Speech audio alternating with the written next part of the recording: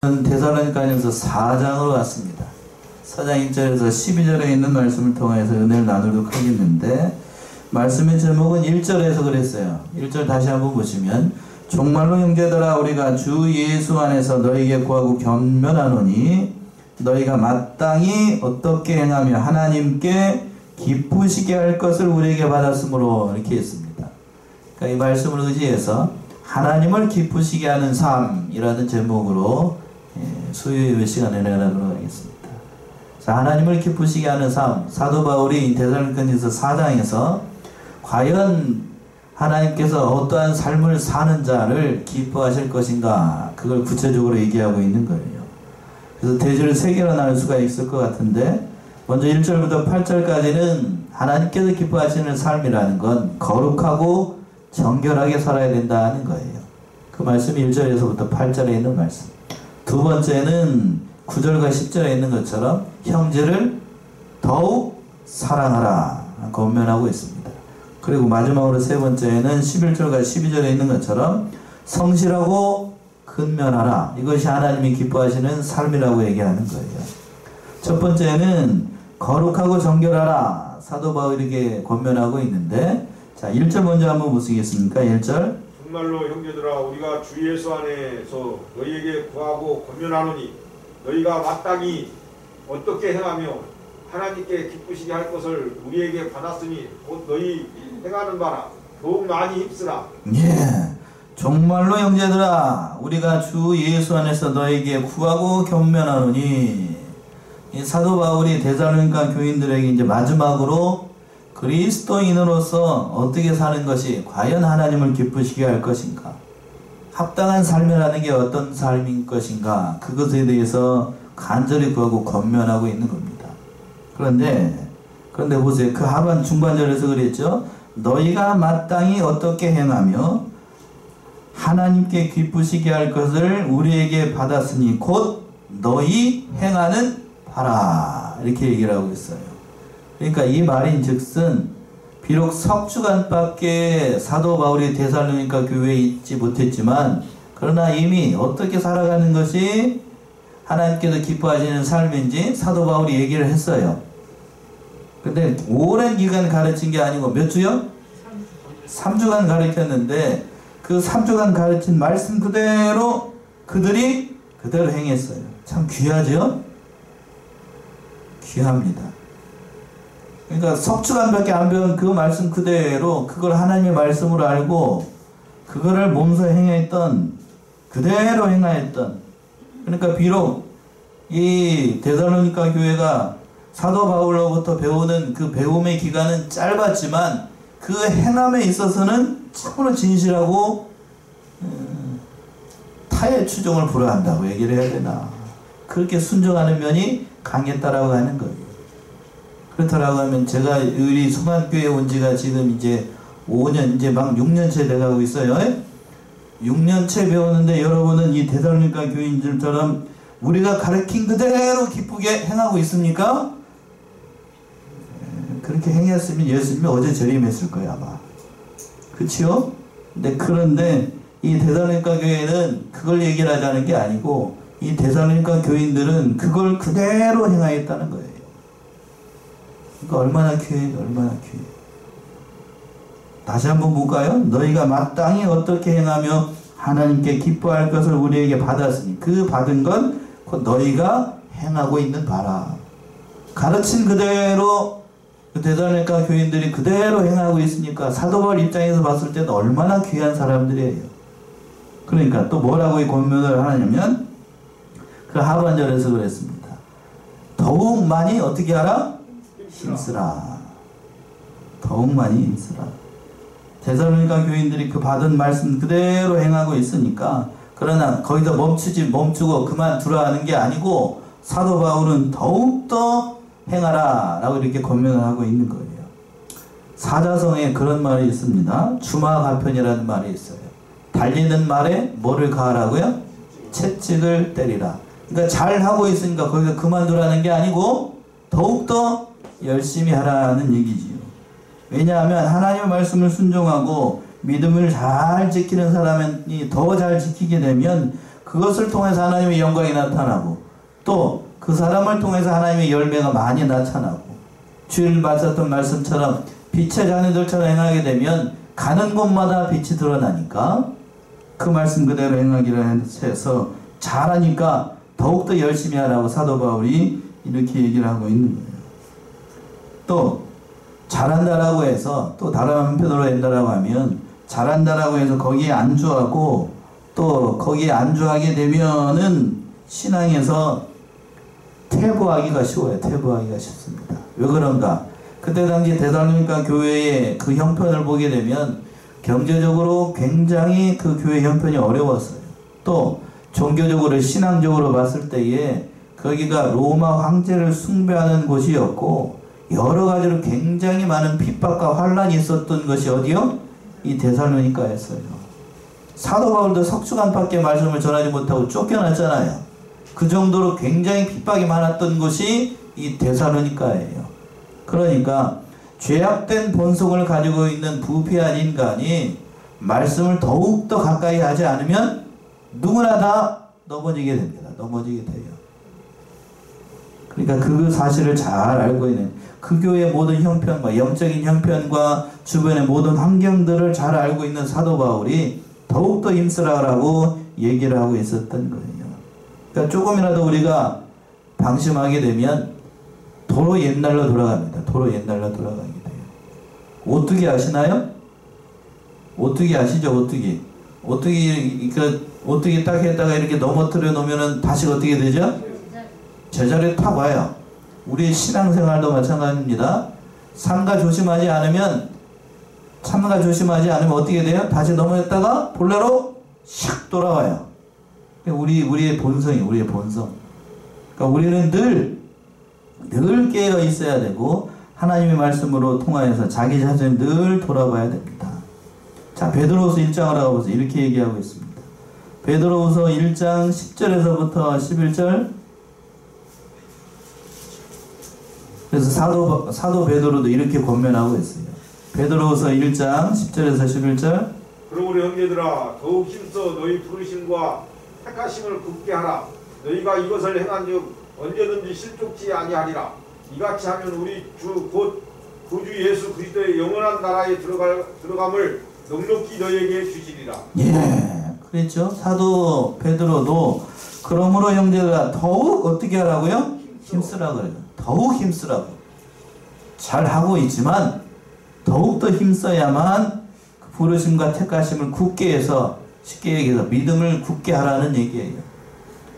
오늘날 이 시대가 그런 것 같아요. 점점 죄짐이 가까운 이 시대를 살아가고 있다 보니까 죄악이 관영하고 참 기도도 어떤 분은 그렇게 하십니다만 알곡과 축정이를 가르는 그러한 시대가 된 것 같아요.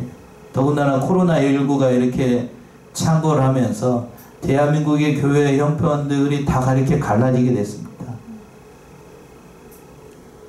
회복하는 거 1년 안에 회복하기가 쉽지 않을 거예요. 그러니까 더욱더 우리는 이 믿음에 바로 서가지고 더욱 많이 힘을 써야 돼요.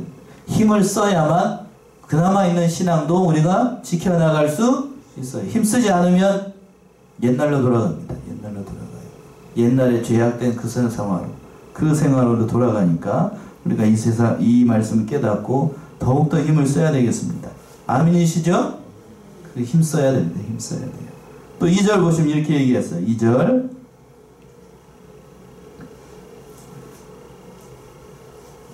우리가 주 예수로 말미암아 너희에게 무슨 명령으로 준 것을 너희가 아느냐. 예, 말씀의 권위를 얘기하는 것인데 하나님으로 말미암아 전하는 데 있어. 말씀의 권위는 그래서 주 예수로 말미암아 너에게 무슨 명령을 줬다라고 했는데 즉 사도 바울이 말씀을 전할 때 임의로 한 게 아니라 누구로 말미암아?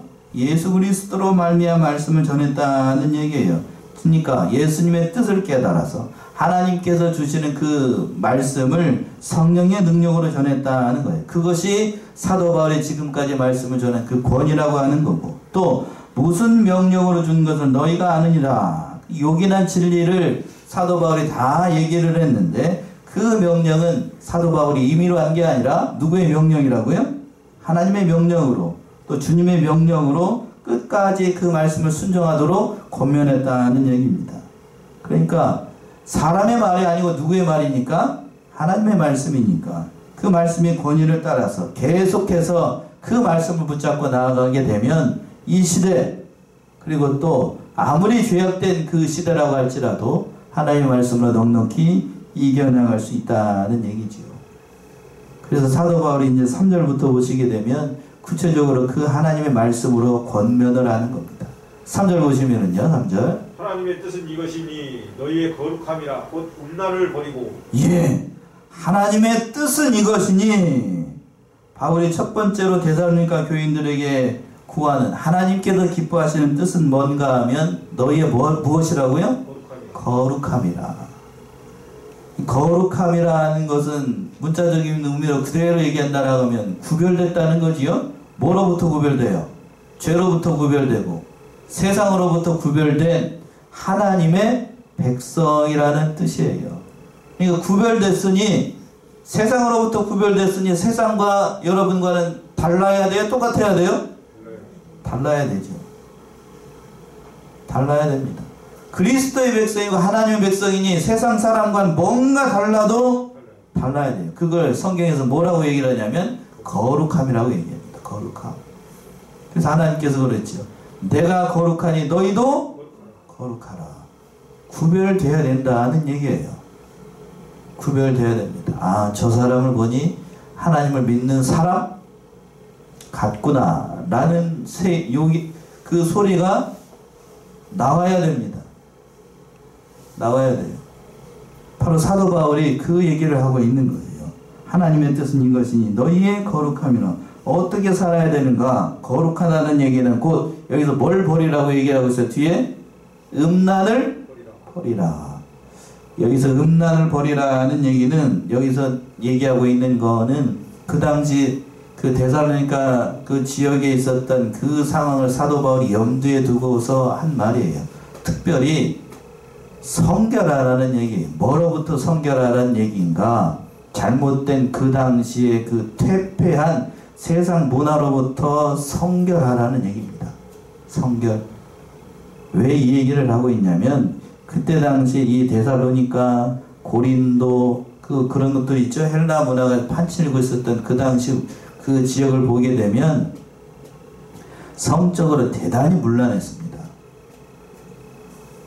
뭐로 대단히 문란했다고요? 성적으로 굉장히 문란했어요. 그러니까 오히려 이 성적으로 문란했기 때문에, 이 헬라 사람들이 굉장히 행적으로 문란했기 때문에 그 성욕을 절제하는 것을 가리켜서 오히려 그걸 부자연스러운 것이라고 생각을 해가지고, 그 당시 로마 같은 경우에, 로마 사람들 같은 경우에 대부분이 남자들이 결혼한 정당한 배우자 외에 다른 여성과, 심지어는 다른 소년들과 그런 관계를 맺는 것을 부끄러운 걸로 생각하지 않았어요. 대단히 문란했습니다. 대단히 문란했어요. 그래서 심지어는 신전에서 그 신을 섬기는, 그들이 생각하는 그 신이에요. 그들이 생각하는 그 신전 안에서, 그 신전에서 보게 되면 그 신을 섬기는 여자 사제들이 있어요. 좋은 말로 사제들이고 정확하게 얘기하면 창녀들이죠. 그 사람들과 같이 이런 관계를 맺는 것을, 그런 관계를 맺는 것을 뭐라고 생각했냐면 기쁜 일이라고 생각을 했습니다. 그런 사회 분위기 속에서 형적으로 대단히 문란하고 영적으로 대단히 문란한 생활을 살아가고 있었기 때문에 사도 바울이 그걸 직접 다 봤어요. 아테네 이렇게 내려오면서 그 고린도, 에베소 이걸 다 보면서 그 모습을 보니까 이 얘기를 하고 싶은 거예요. 사도 바울이. 그런 환경을 누구보다도 잘 알고 있으니까. 그러니까 첫 번째로 그리스도의 백성이 하나님의 뜻이 뭔가 하면 그러한 세상 문화로부터 어떻게 해야 된다고요? 거룩해야 된다. 그러한 음란을 다 버려야 된다는 거예요. 왜? 너희는 누구의 백성이니? 하나님의 백성이니. 하나님의 백성이니. 고린도전서 6장을 하고 보세요. 고린도전서 6장 18절에서부터 20절. 여기만 문제가 됐던 게 아니에요. 데살로니가만 문제가 있었던 게 아닙니다. 고린도전서 6장 18절 20절. 음행을 피하라. 사람이 범하는 죄마다 몸 밖에 있거니와 음행하는 자는 자기 몸에게 죄를 범하느니라. 너희 몸은 너희가 하나님께로부터 받은 바 너희 가운데 계신 성령의 전인 줄을 알지 못하느냐. 너희는 너희의 것이 아니라 값으로 산 것이 되었으니 그런즉 너희 몸으로 하나님께 영광을 돌리라. 예, 20절에서 그랬습니다. 값으로 산 것이 되었으니 그런즉 너희 몸으로 누구에게 영광을 돌리라고요? 하나님께 영광을 돌리라. 고린도 굉장히 성적으로 문란했습니다. 역시 데살로니가 마찬가지예요. 그 문화 속에 있었기 때문에. 그러니까 사도 바울이 거룩하라는 얘기예요. 다른 말로 성결하나 무엇으로부터? 그런 잘못된 세상 문화로부터 성결해야 된다는 얘기예요. 그런 음행의 문화를 피해야 된다는, 음행을 피하라고 그랬잖아요. 고린도에서는 심지어 음행을 피하라. 그러니까 이 자기 몸이라고 해서, 이 몸뚱아리라고 해서 하나님께서 주신 육신이라고 해서 만부로 막 분리해서는 안 된다는 얘기입니다. 왜? 그 몸 안에 누가 계시니까요? 성령의 전이라고 그랬잖아요. 성령의 전인, 그리스도의 성령의 전인 이 몸을 가지고 창기와 더불어서 살아가게 되면 그거는 합당한 일이 아니에요. 그러니까 그 몸으로 하나님께 영광을 돌려야 됩니다.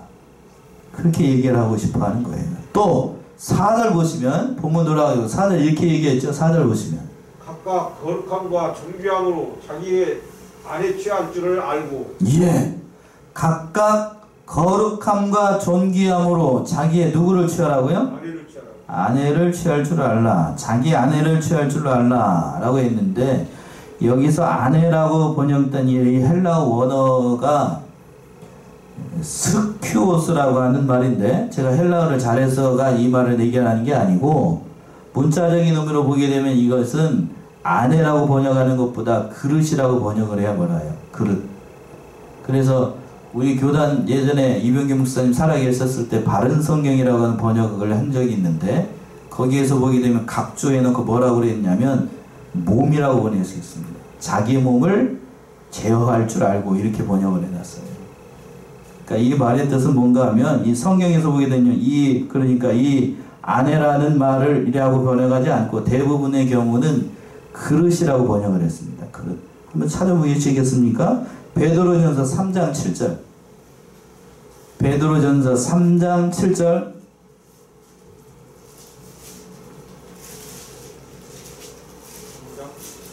베드로전서 3장 7절. 남편된 자들아, 이와 같이 지식을 따라 너희 아내와 공부하고, 저는 더 연약한 것이요 또 생명의 은혜를 유업으로 함께 받을 자로 알아 귀히 여기라. 이는 너희 기도가 막히지 아니하게 하려 함이라. 예, 여기서 무슨 말을 하고자 하는 거냐면, 남편된 자들아 이와 같이 지식을 따라 너희 아내와 통고하고, 저는 더 연약한 뭐라고 그랬어요? 그릇이라고 그랬죠. 이 그릇이라는 말이 본문의 말씀에서 아내라는 말하고 똑같은 단어예요. 근데 여기서는 베드로전서에서는 그릇으로 번역을 했습니다. 또 고린도후서 4장 7절로 한번 가보세요. 고린도후서 4장 7절.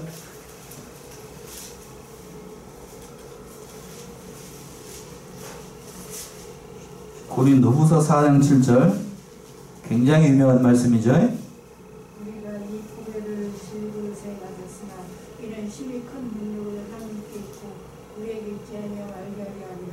예, 우리가 이 보배를 어디에 담았으니? 질그릇에 가졌다고 그랬습니다. 여기서 말하는 질그릇이 뭐요? 본문의 말씀에서 아내라는 말하고 똑같은 말이에요. 한 군데만 더 찾아보세요. 디모데후서 2장 21절. 디모데후서 2장 21절. 그러므로 누구든지 이런 것에서 자기를 깨끗하게 하면 귀에 쓰는 그릇이 되어 거룩하고 주인의 수준에 합당하며 모든 선한 일에 예비함이 되리라. 예, 귀에 쓰는 뭐라고 그랬어요? 그릇이라고 얘기를 했잖아요. 귀에 쓰는 그릇. 그러니까 다 그 그릇의 의미가 뭐냐 하면 사람 또는 몸을 얘기를 하는 거예요. 몸. 몸. 그러니까 이 말의 뜻은 뭔가 하면 자기 아내를 취할 줄 알라는 말보다는, 그러니까 이 말의 뜻은 그거예요. 다시 제가 왜 이 얘기를 하냐면 요걸 다시 번역한다면 이렇게 번역해야 됩니다. 각각 거룩함과 존귀함으로 자기의 몸을 취할 줄을 알고, 자기의 몸 또는 자기의 뭐를 취할 줄과 그릇을 취할 줄을 알고, 그러니까 자기 몸. 앞에서 그랬습니다. 이게 문맥적이면 그래서 중요한 거예요. 3절하고 연결을 하게 되면 이렇게 됩니다. 그대로 번역하면 하나님의 뜻은 이것이니 너희의 거룩함이라 곧 음란을 버리고 각각 거룩함과 존귀함으로 자기의 몸을 취할 줄을 알고. 5절 읽어보세요. 그래서 5절 하나님을 모르는 이방인과 같이 세욕을 쫓지 말고. 예, 뭘로?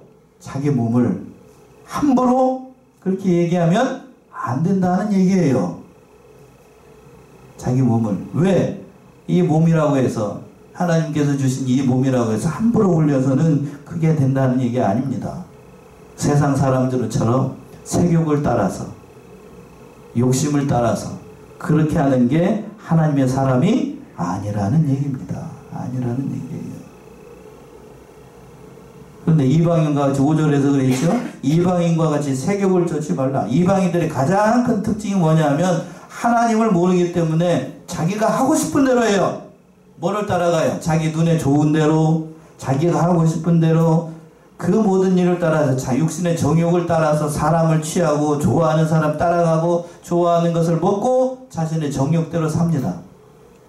그래서 심지어는 타락한 본성대로 행하기 때문에 죄 가운데 행하면서도 그걸 죄로 여기지 않고, 심지어는 하나님을 떠나기 때문에 영적인 음란 가운데 빠지고 세상적인 육신의 일을 도모하면서도 그게 죄인 줄로 알지도 못해요. 오히려 그렇게 죄 짓는 것도 정당하게 여깁니다. 그러한 부패한 인간의 본성을 로마에서는 이렇게 번역을 했죠. 한번 보시겠습니까? 로마서 1장을 한번 가봅시다. 하나님을 알지 못하니까 하나님께서 내버려 두셨어요. 로마서 1장 24절에서부터 한번 보세요. 28절까지. 로마서 1장 24절에서부터 28절. 그러므로 하나님께서 저희를 마음의 정욕대로 더러움에 내어 버려두사 저희 몸을 서로 욕되게 하셨으니 이는 저희가 하나님의 진리를 거짓 것으로 바꾸어 피조물을 조물주보다 더 경배하고 섬김이라 주는 곧 영원히 찬송할 이시로다. 아멘. 이를 인하여 하나님께서 저희를 부끄러운 욕심에 내어 버려두셨으니 곧 저희 여인들도 순리대로 쓸 것을 바꾸어 영리로 쓰며 이와 같이 남자들도 순리대로 여인 쓰기를 버리고 서로 향하여 의욕이 부릴 듯하며 남자가 남자로 더불어 부끄러운 일을 행하여 저희의 그릇됨에 상당한 도움을 그 자신에 받았느니라. 또한 저희가 마음에 하나님 두기를 싫어하며 하나님께서 저희를 그 상실한 마음대로 내어버려 두사 합당치 못한 일을 하게 하셨으니. 예. 그러니까 하나님을 28절에서 그랬죠. 저희 마음에 누구를 두기를 싫어해요? 하나님 두기를 싫어하니까 하나님께서 그 상실한 마음대로 하라고 냅둬 버렸습니다. 이걸 신학적으로 유기라고 해요. 유기. 내버려 두니까 어떻게 하는가? 합당치 못한 일을 해요. 하나님께서 세우신 창조의 질서는 한 남자가 한 여자를 만나서 결혼하도록 하셨어요. 그런데 자기 욕심대로 행하도록 냅둬버리는 인생이 되니까 어떻게 되는가? 남자가 여자를 좋아하는 게 아니고 남자가 누구를 좋아해요? 남자를 좋아하고, 여자가 한 남편을 좋아하는 게 아니고 옆에 있는 여자를 좋아합니다. 요즘 세상이 그렇죠? 요즘 TV를 보게 되면, 요즘 TV나 연속극이나 그 주말 보게 되면 그게 마치 그냥 막 뭐 세상 문화 이거 좋은 것처럼 동성애문화를 그냥 광고처럼 떠들이고 있어요. 예, 아주 악한 사상이 악한 사상. 그런데 사도 바울은 그걸 따라가면 망하는 길이라는 얘기예요. 망하는 길. 그래서 5절에서 그랬죠. 그게 하나님을 모르는 이방인과 같이 뭐를 쫓아가지 말라고요?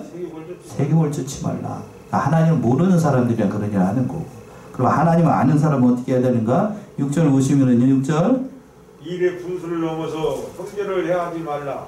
이는 우리가 너희에게 미리 말하고 증거한 것과 같이 이 모든 일에 주께서 신원하여 주심이니라. 예. 그러니까 이 일에 분수를 넘어서 누구를 해하지 말라고요? 형제를 해하지 말라. 이미 4절과 5절에서 말한 것처럼 이 일이라고 하는 건 그 거룩함과 존귀함으로 자기 몸을 잘 지키고 또 100번 양보해가지고 아내라고 한다라고 하면 하나님께서 정당하게 주신 아내와 한 남편을 사랑해야 되는데 그 일을 넘어서 분수를 넘어서 형제의 아내를 탐하거나 형제의 남편을 탐하게 되면 그것을 하나님께서 기뻐하시겠느냐라는 거예요. 절대로 하나님께서 기뻐하시지 않겠죠? 그 일을 삼가하지 말라는 얘기입니다. 그 일을 하게 되면 어떻게 되는가? 6절 하반절에서 그랬습니다. 주께서 어떻게 하여 주신다고요? 신원하여 주신다. 여기서 신원한다는 얘기는 죄값대로 갚아주신다는 얘기예요. 죄값대로 갚아주신다. 그런 일을 하지 말라는 얘기입니다. 하나님께서 그래도 택한 백성은 죄값대로 해가지고 그 죄에 대해 상응하는 벌을 주시는 게 감사한 거예요. 어떤 의미에서는. 왜? 택한 백성이 잘못된 길을 걸게 되면 하나님께서 어떻게 하셔야 돼요? 징계하시고 벌을 내려야 됩니다. 내가 죄를 졌음에도 불구하고 하나님으로부터 아무런 징계가 오지 않는다. 그 복일까요? 여러분 어떻게 생각하세요? 그 복인가요 그게? 그 복 아니에요. 아무런 징계가 내려오지 않는다라고 하면 아까 로마서 1장 24절에서 이하에서 보게 되면 내어버려 두신다라고 했어요. 그 말을 몇 번이나 얘기했냐면 3번이나 얘기해 줬어요. 왜? 하나님 백성이 아니기 때문에 냅둬버립니다. 냅둬버리는 인생, 간섭하지 않는 인생 어떻게 되는가? 그 길로 가다니 결국 망하는 길로 가요. 망하는 길로. 그러나 하나님은 그런 자들로 우리를 부르시지 않았다는 얘기예요. 그 말씀이 7절에 나옵니다. 7절 보시면은요. 하나님이 우리를 부르시면 부정케 하심이 아니요 거룩해 하심이니. 하나님께서 우리를 세상 가운데서 불러내서 거룩한 백성으로 삼으신 것은 부정케 하는 게 아니고 어떻게 하기 위해서? 거룩하게 하는 거예요. 세상과 구별돼서 하나님의 백성으로 정결하게 살고 하나님을 즐거워하고 하나님의 백성으로 영화롭게 살도록 하나님께서 이렇게 우리를 부르셨다는 얘기입니다. 그러니까 우리는 그렇게 살아야 돼요. 그런데 그 말씀을 버리는 자는 어떻게 되는가? 8절이요. 그러므로 저버리는 자는 사람을 저버림이 아니요 너희에게 그의 성령을 주신 하나님을 저버림이라. 자, 우리 8절 깨어서 8절 다시 한번 읽어보세요. 8절 합독합시다. 시작. 그러므로 저버리는 자는 사람을 저버림이 아니요 너희에게 그의 성령을 주신 하나님을 저버립니다. 누구를 저버리는 거라고요? 하나님을 저버리는 거예요. 여기서 저버리는 사람은 사람을 버린다는 것, 사람을 버림이 아니오라고 했는데 여기서 저버린다는 얘기는 앞에서 말했던 모든 것을 얘기하는 거예요. 하나님의 모든 말씀, 교훈의 말씀, 사도 바울이 지금까지 했던 그 모든 말씀을 저버리는 자는, 이 권면의 말씀을 모두 다 저버리는 자는 누구를 버리는 것이다? 하나님을 버리는 것이다. 또 100번 양보해가지고 개혁성경의 번역처럼 4절에서 연결을 한다라고 하면 정당하게 하나님께서 주신 자기 아내 또 자기 남편을 버린 자는 누구를 버리는 것이다? 자기 남편을 버리는 것, 자기 아내를 버리는 것으로 끝나는 게 아니라는 얘기입니다. 보통 쉽게들 요즘 그렇게 얘기합니다. 믿는 자들 가운데서도 당신 아이들 다 크고 우리도 둘만 남게 되면 당장 뭐 한다고요? 그런 말 함부로 하면 안 돼요. 누구를 버리는 거니까? 누구를 버리는 거라고요? 하나님을 버리는 거예요. 하나님 버리는 거. 요즘 믿는 사람들 가운데 이런 말하는 사람들 제가 이 얘기를 하고 싶다고요. 너를 만나게 하시고 그 남편을 만나게 하고 그 아내를 만나게 하고 그 부모를 만나게 하고 그 선생을 만나게 한 누구를 버리는 것이다? 하나님을 버리는 거예요. 누가복음 10장을 한번 가보세요. 누가복음 10장 15, 16. 예수님도 이렇게 말씀하셨어요. 누가복음 10장 15절에서 16절.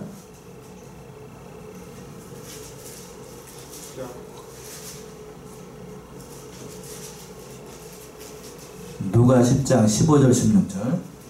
가버나움아 네가 하늘에까지 높아지겠느냐 음부에까지 낮아지리라. 너희 말을 듣는 자는 곧 내 말을 듣는 것이요 너희를 저버리는 자는 곧 나를 저버리는 것이요 나를 저버리는 자는 나 보내신 이를 저버리는 것이라 하니라. 예, 정확하게 예수님께서 말씀하셨어요. 뭐라고 그랬냐면 너희 말을 듣는 자는 곧 누구를 듣는 거고 내 말을 듣는 것이고 너희를 저버리는 자는 곧 누구를 버리는 거고 나를 버리는 것이고 나를 버리는 자는 나를 보내신 이, 나를 보내신 이가 누구예요? 하나님이죠.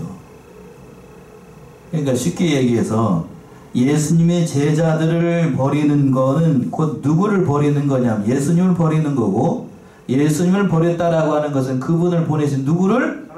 하나님을 버리는 거예요. 그러니까 복음 안에서 이 말씀을 확장하게 되면 예수 그리스도를 믿음으로 말미암아 주신 모든 관계, 그 정당한 관계를 임의로 내가 다 버리는 건 그 관계를 맺어주신 누구를 버리는 것이라고요? 하나님을 버리는 거예요. 하나님을 버리는 거. 그러니까 하나님께서 한 부부, 한 남자와 한 여자를 만나서 부부의 연을 맺게 하셨습니다. 임의로 내 임의로 그걸 버리는 건 그걸 만나게 해서 누구를 버리는 거예요? 하나님을 버리는 거예요. 또 한 부모를 만나게 하셨습니다. 부모가 영 시원치 않아요. 마음에 들지 않아요. 그래서 나중 가서는 부모 자식 간의 연을 끊는다. 그럼 만나게 해서 누구를 끊는 거라고요? 하나님을 끊는 겁니다. 또 스승을 만나게 하셨습니다. 좋은 스승을 만나야 되는데 그 스승을 만나게 해서 우리 같은 경우에는 우리 누구로부터 배웠죠? 이병희 목사님이 그런 모든 것을 배웠잖아요. 그분이 좀 뭐 잘못됐다 또는 목사가 잘못됐다 해서 그걸 임의로 버리는 건 그분을 만나게 한 누구를 버리는 거라고요? 하나님을 버리는 거예요. 동역자나 또는 형제 자매나 경당한 교회나 가정이나 이 모든 질서를 주신 그 모든 것을 자기가 임의로 발로 차버리면 쉽게 얘기해서 자기가 임의로 발로 차버리면 그 관계를 맺게 하신 누구를 버리는 거라고요? 하나님을 버리는 거, 하나님을 버리는 겁니다.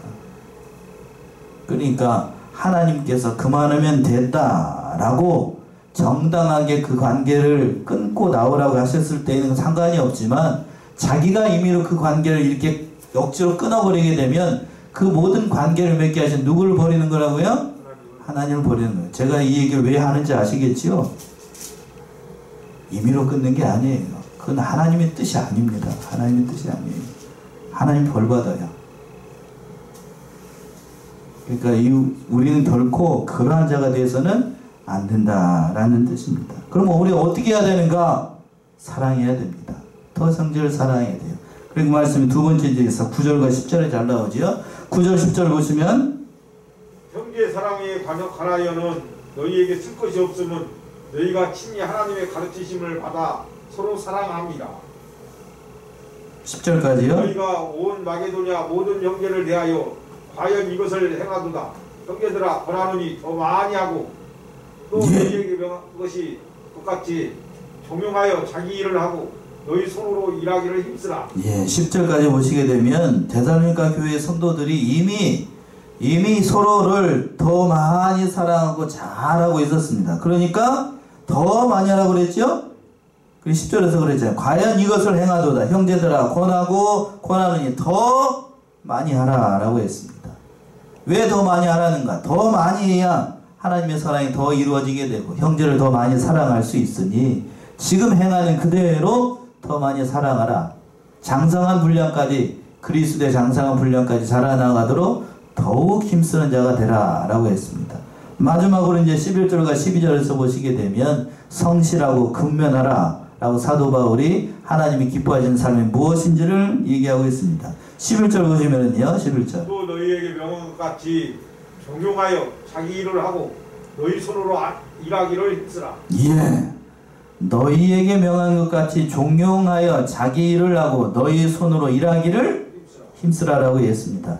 왜 일하기를 힘쓰라라고 사도 바울이 얘기를 했냐면 그때 초대교회 당시에 복음을 잘못 깨달은 사람들이 예수님이 재림이 곧 올 것이라는 것을 그 잘못된 세상이 퍼져가지고 예수님이 재림하시면 일할 필요가 없는데 열심히 일 안 해도 된다. 그리고 세상 일을 게으르려 하는 사람들이 많이 생겨났어요. 요즘도 그 잘못된 세상이 펴져가지고 교회 일은 열심히 하고 세상 밖의 일은 세상 일은 대충 해도 된다. 맞아요? 그렇게 했다가 굶어 죽습니다. 네. 세상 일도 열심히 하고 또 어떻게 해야 되고 교회 일도 둘 다 바뀌어서는 안 돼요. 둘 다. 세상 일, 세상 일, 교회 일 구분할 수도 없지만 그 둘 다 열심히 해야 됩니다. 그 열심히 게으르지 말고 종용의 자기 일을 힘쓰고 열심히 일해야 돼요. 손으로 일하는 것 하나님께서 그랬죠? 사람이 땀을 흘리고 수고해야 먹을 수 있도록 하셨습니다. 그랬죠? 그러니까 우리는 어떻게든지 일을 열심히 해야 됩니다. 믿는 자라고 해서 일하지 않아도 된다. 그런 뜻 아니에요. 하나님께서 다 해주시겠지. 그런 거 아니에요. 누구보다도 더 열심히 일을 해야 됩니다. 왜 그렇게 열심히 일해야 되는가? 12절의 말씀이죠. 12절 보시면. 이는 의인을 대하여 단정히 행하고 또한 아무 궁핍함이 없게 하려 함이라. 이는 외인에 대하여 어떻게 행하고 단정히 행하고 또한 아무 궁핍함이 없게 하려 함이라. 왜 신자들이 믿는 자들이 더 열심히 일을 해야 되는가? 외인들에 대해서 단정히 행한다. 여기서 외인은 누구를 가리킬 것 같습니까? 믿지 않는 사람이에요. 그래요. 믿지 않는 사람. 믿지 않는 사람들이 믿는 사람들이 열심히 일하는 것을 보게 되면 저 사람들 참 믿는 사람들 열심히 일하고 모든 면에서 본이 되는구나 라고 하겠지요. 또 그 하반절에서 보시면 또한 모함이 없게 하도록 하기 위해서 궁핍함이 없도록 하기 위해서 굶고 살지 않도록 하기 위해서. 그러니까 우리는 믿는 자로서 하나님께서 기뻐하시는 삶을 살기 위해서 세상 사람보다 더 어떤 의미에서는 힘들게 살아야 돼요. 열심히 살아야 되고 땀나면서 살아야 되고. 그러니까 그러한 자들로 살라는 얘기입니다. 우리 사랑하는 성원의 성도 이 사실을 깨닫고 지금 하나님께서 기뻐하시는 삶이 어떠한 삶입니까? 세 가지를 얘기했어요. 거룩하고 성결하게 살라. 거룩하게 살아야 돼요. 세상 죄악된 일에서 거룩하게 살아야 되고 또 형제를 어떻게 하고 사랑해야 되고 또 열심히 일해야 됩니다. 이 사실을 깨닫고 하나님이 기뻐하시는 그 복된 삶을 살아나가는 저와 여러분들이 다 되시기 바랍니다. 기도하겠습니다.